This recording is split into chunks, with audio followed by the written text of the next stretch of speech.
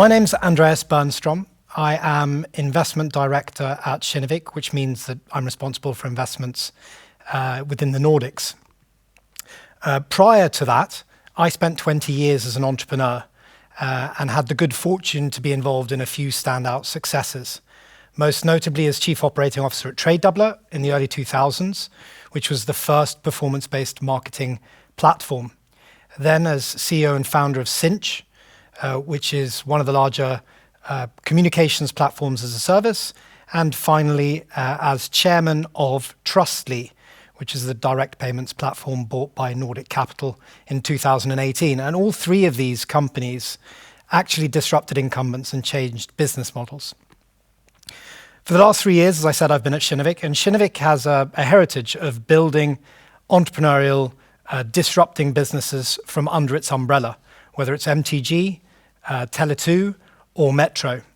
And then in 2010, they started investing in third-party businesses like Zalando and Avito.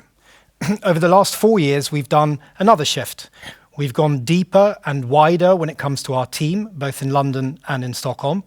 And we've focused on highly complex industries like healthcare in the US, Nordic food, and last mile logistics. These are areas that we see high barriers to entry, high complexity, and where incumbents have struggled to make the digital transformation that is needed, which gives us the opportunity for outsized returns. And it's really with that background that I hope to give some insights and ideas as to how incumbents could potentially act in a world where the ground is changing around them. So, if we talk about the new economy, it's really not very new. Sort of started in 1990. It's sort of 25, 30 years old. And it's been announcing itself on the world for a long time. And what's interesting in that time period is that as it has disrupted industry after industry, the traditional businesses seem to be acting in a similar way as the ones that have gone past.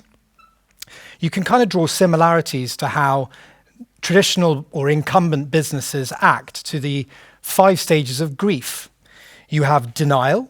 There's no way this is going to happen to us, happen to others, but we're different. There is anger. How dare they? Surely this has got to be illegal. And then there's bargaining with shareholders, with regulators, with their board, and even with the disruptors themselves. But what you seldom see is these businesses fundamentally changing the strategies that they're working on. Global e-commerce as a percentage of the total was 16% at the end of 2019, and after COVID should be around 20%, which is a 50% increase in the last 3 years. When $1 out of every 5 is spent online, the fad has become mainstream, and the rest of the ecosystem needs to follow suit. In Sweden last year, e-commerce grew by about 20% when the rest of retail grew at around 3%. But it's actually in China that we're seeing the outsized effects. We're very focused on Europe and the US, but in China, as you will see here, e-commerce has grown dramatically. We're talking about one country that now stands for 60% of global e-commerce. It's bigger than Europe and the US combined. And it's really to them that we should be looking if we're interested in understanding how the future will develop. Why has China accelerated so much quicker than Europe and the US? And it's actually not that complicated to understand. One of the first things is that in Europe and the US, we had a two-pronged attack with desktop and mobile. China is mobile first and mobile only, which means that you've got your store with you 24/7. They talk about speed, simplicity as the main product services. And when it comes to payments, it's about e-wallets, e-currency, and again, how quickly can the transaction be done? Logistics, we're not talking about next day, we're not talking about same day, we're talking about 30 minutes to 1 hour deliveries. And most of commerce that is done even online is a passive experience. In China, they're moving to live shopping and live experiences. And finally, products are built with the next generation in mind. So disruption started, as you would expect, with books, CDs, and electronics. And the graveyard of companies that have lost their way is pretty large. Companies like Toys R Us, Sears, JCPenney, Barney's, Brooks Brothers, and the list goes on. But today there are almost no industries that are not affected. And even the ones that are limited in effect have actually seen their market capitalization stagnate over the last 10 years. An example of this would be if you looked at the European telecoms industry, an industry that on paper you would expect to have done extraordinarily well over the last 10 years with the proliferation of mobile phones and data and communications. But unfortunately, what they have not been able to do is take advantage of the services that have been built on their infrastructure. So whilst their share prices have been somewhat stagnated, you have other companies that have been built on top, whether it's peer-to-peer communications like FaceTime, WeChat, KakaoTalk, Viber, Telegram, and the list goes on, or communications as a service that's built out to company infrastructure. So using mobile VoIP, video calling, IM, and so on. Companies like PubNub and MessageBird. You have companies like Twilio, which is now a market capitalization of 50 billion, and close to home Sinch. So there's no doubt that mobile operators will probably always be around in some way, shape or form because they are a very important infrastructure to the growth of the future. But the opportunity was actually to rise in that ecosystem and take more of the pie. Unfortunately, they've turned into a utility, which is actually okay. But for other industries, making that kind of mistake could be hugely damaging. So channel shift. One could think about channel shift being simply that. Things are moving from offline to online. But the fact of the matter is it's slightly more complicated. If we look at H&M, for example, they have done extraordinarily well in growing their online as a percentage of total retail. You would say that the online team is probably extremely happy with the fact that they're now closing in on 20% and in parity with the rest of Europe and the US. Having said that, at the same time, H&M's EBITDA margin has decreased significantly. Why is this? Well, it's a problem when you have a retail network that used to have 100% footfall that then drops to 80% footfall. And your sales to OPEX ratio suddenly becomes untenable. Essentially, you're holding on to a balloon. You need to make a decision on which direction to go because both of them are hurting your bottom line. There are some industries to date that have been less affected than others. And these are typically the ones that have very high cost barriers to entry, that have high regulation and complexity, such as banking, energy, complicated healthcare. But even these businesses are starting to feel the death of 1,000 cuts, and understanding their place in the future is paramount to their success. And just to put that into perspective, we look at the energy industry. You're still looking at carbon fossil fuels being the majority, but do we really believe that people will be drilling for oil in Alaska in 20 years' time when both solar and wind is both less expensive and what the consumer and the planet needs? And to that fact, will banking look the same way it does today?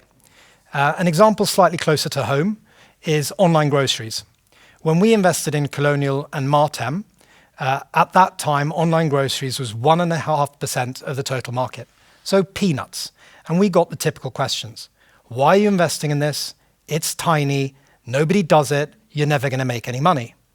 The end of 2020, we'll see around 5% online penetration in Sweden. We have NPS numbers that are through the roof. And I think the CEO of Finnair also explained that. We've become a social service. Likewise, the underlying metrics are very strong in the business. And I would ask the question, if you could get the best assortment available at the highest quality, exactly the way that you feel for that avocado in the shop, delivered to your door at the minute you want it at a price that is reasonable, wouldn't you do that?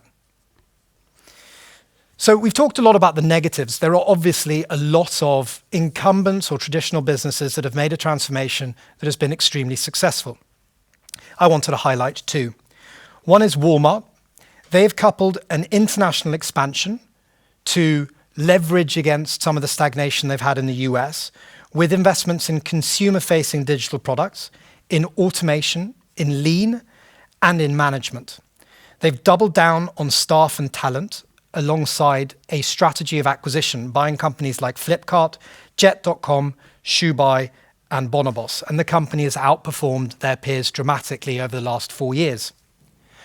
Closer to home, you have IKEA, who by all measures, were extremely late to the digital race. And the nice thing about that was that they really had the opportunity to be late. There was nobody who was really going to compete with IKEA. But when they did join in 2017, they did so at a ferocious pace, buying Flipkart, AI tool Geomagical, interior design company Livespace, and kitchen design, and opening up kitchen design stores in city centres. What were they actually doing? IKEA had been a passive delivery of a service, both the product but also customer service. And now they've taken a dramatic step closer to the consumer, understanding that that relationship and being able to create tailored offerings is the way forward. So what should incumbents do and what should they not do? I think one of the key areas is to understand that change is coming and that you're going to need to adapt. The next one is to understand how you want to play in that changing landscape. This is an opportunity. If you see it as something that is a challenge, the chances are you're going to slow it down or not want to get on board. The customer is more important today than it was 10 years ago, and in 10 years' time, it'll be more important than it was today. So listening to the consumer is important. Understanding where the tailwinds are going. What are the disruptors doing? There will be a lot of noise, but there will be some that step out of the limelight and actually create change. How can you get involved in that? Long-term sustainable companies focus on their staff and develop those staff because the right staff will make the transition. Acquiring companies along the way because you're probably not going to make this transition on your own. Act quickly. The later you do, the worse your bargaining position. And finally, this is not about digital. It's not all about the internet. It's about using technology and staff to get the edge that you need with an underlying strategy that delivers what your consumer is looking for. And what not to do. Hire a head of digital, as if one person will be able to solve this problem. It's neat, it's tidy, and it's 100% wrong. Stand still and hope for the best, and panic. Most transactions and acquisitions are done either through fear and greed. Those are typically not good reasons to make a transaction. Thank you very much for your time, and hopefully we'll have some time for questions as well. You do. Thank you, Andreas. I managed to start by calling your company Sinch by a much tinier name. Inch. Inch. Yeah. I'm so sorry about that, but that's obviously what you get when you work the graveyard shift Yes. from a moderator. Yes. I'm so sorry. No worries. Yeah, good. Well, you asked a couple of questions to the audience. Yes, and I did. I would like for us to have a look at them and see what we've answered, what our public answered. And the first one is... what percentage of e-commerce is on mobile versus desktop in 2020? Yeah, that's obviously, I don't know if we should move on. Here we go. Yeah, here we go. There you are. They got it right. They did. Well done. Yeah, that's amazing. Yeah. But we've got... I feel like Hans Rosling. You've explained good then. But we have it's an expert and an A panel that we have here together with us. And then you asked another question. By the year 2040, it's estimated that what percentage of all purchases will be through e-commerce? And the answers that we got from our expert audience is...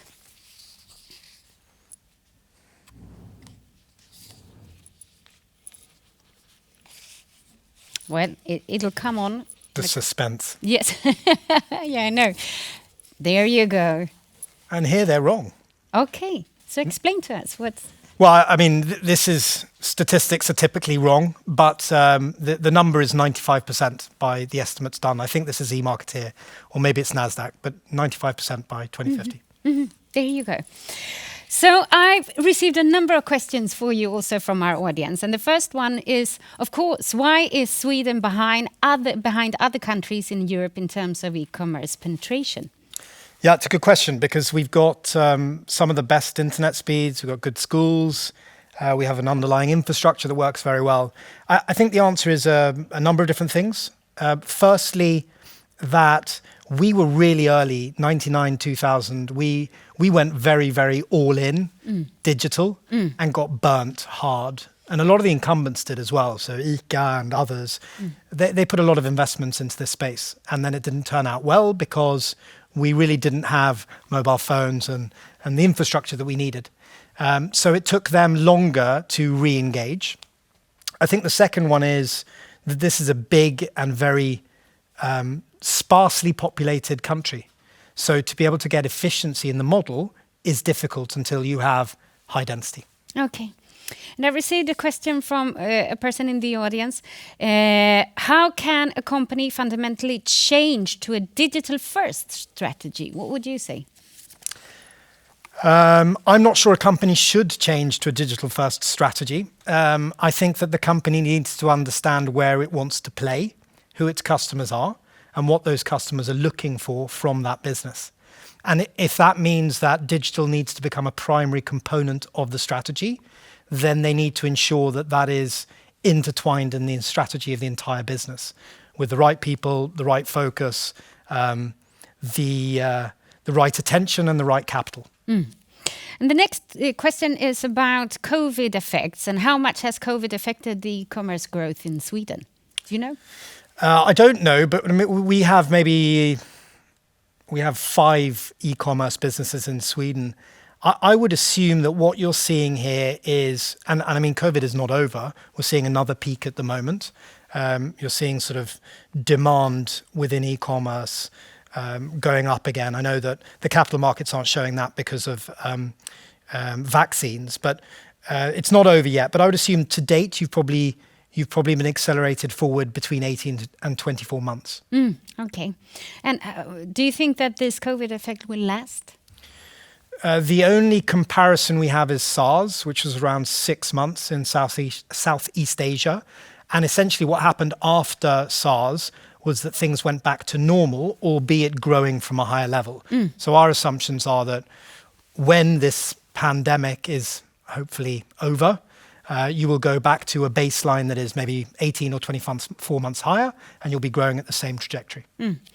There is somebody that wants to know that if we understand that this transition that needs to be done, this transformation, we need to create ecosystems and value-creating networks. What are your suggestions if to start up a network like that? How should the companies work? So a company to start a network to help them? Yes, to help them with innovations and the transformation towards a more digital. I think anything that is at arm's length is wrong. I think this needs to be a responsibility from board and management level. Innovation is not something that you, in my view at least, that you build an external network to help. It can certainly be used as a facilitator, but it needs to come internally. So if you feel that innovation within certain areas is of key importance, then you need to bankroll that internally. And you need to make sure that everybody understands that it's super important. And it needs to be part of the strategy of the business to think that way. And I received a last-minute, very interesting question. How do you identify the next area to invest or focus on from a Nordic perspective? I think, like all investors and like all good ideas, it's easier with hindsight to say what you did do rather than now predicting the future. But having said that, I think financial services is still super interesting. We have disrupted parts of it, and relatively small parts of it at that. I think banks are at the moment still relatively unaltered. I would be very interested in understanding what the next wave of that is, and we spend a lot of time looking at financial services businesses as a whole. I also think that food, we've gone into the grocery space, but the food ecosystem is changing dramatically, whether it's eating in, eating out, what you're putting in your stomach, how technology is helping you to understand how to be healthy and good for the planet. So I think those are 2 areas that are interesting. Okay. And it's really about spending considerable amount of times with lots of businesses and trying to build a thesis. Good. Now, Andreas, you are our last guest this afternoon, and therefore I would like, as a wrap-up, if you could just give us a little knowledge or some last final words of advice on transformation, on commercial business models. What would your final words be today as a wrap-up to our audience? As a wrap-up, I think it's going to be similar to my wrap-up for the area that I was talking about, but transformation is something that happens slowly, but it's something that you continuously need to do. And to do that, you need to have the right people in the room. So you need to have people who are committed and understand the challenges that are lying in front of you. I think you also have to have an agreed view. I mean, dissension and discussion is great, but you need to have an agreed view of where you're going to play. Because as disruption happens, you might have had 10 business revenue streams. Maybe you need to focus on 6 of those. You need to invest heavily in transformation, which means talent, training, competence, and acquisition of businesses. And somehow you need to intertwine these 3 things together. So leaning in, I think, is probably the most important thing.